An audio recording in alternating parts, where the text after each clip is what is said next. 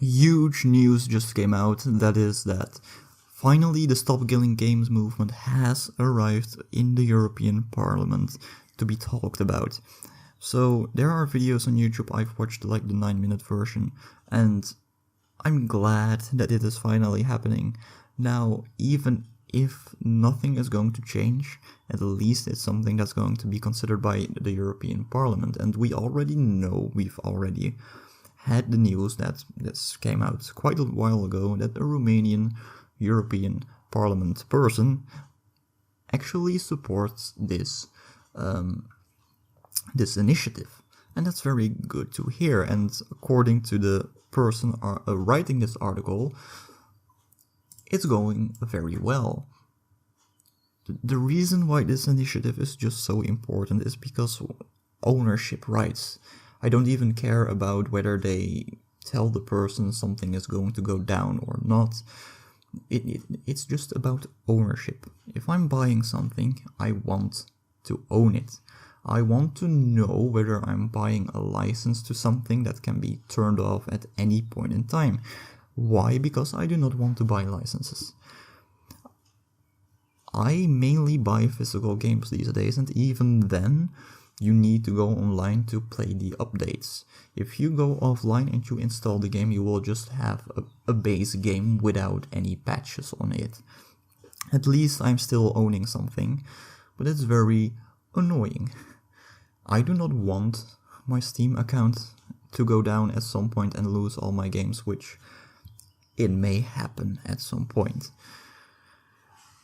In any case, companies want you to not own anything. And this is why this is important. If this could be the first step just towards reforming the entirety of digital content and digital ownership in general. And this is why it's so important for this to succeed.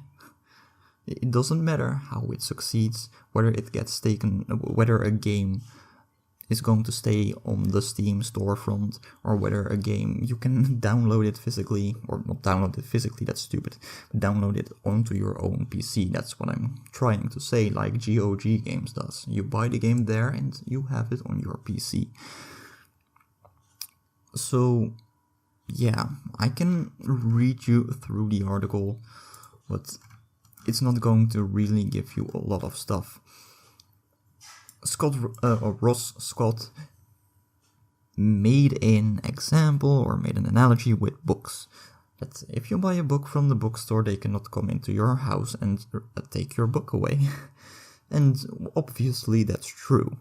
But a better comparison would be maybe with a streaming service, where you are paying for a subscription to watch a bunch of films. Why? Because when you pay for a subscription, you also basically pay for a license to watch all of this stuff.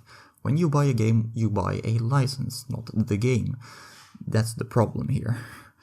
That's the true problem here. If you bought the game, they could not take it away from you, but you do not. But they do take it away from you, so you did not buy the game, you bought the license. With a book, you do not buy a license, you buy the book. So, in any case, the arguments that he made during the presentation at the Parliament was pretty good, and I'm happy about it. This is the start of something big, and I really, really hope that this is going to succeed. Not just for games. This is for digital ownership in its entirety. This has to work out. My God.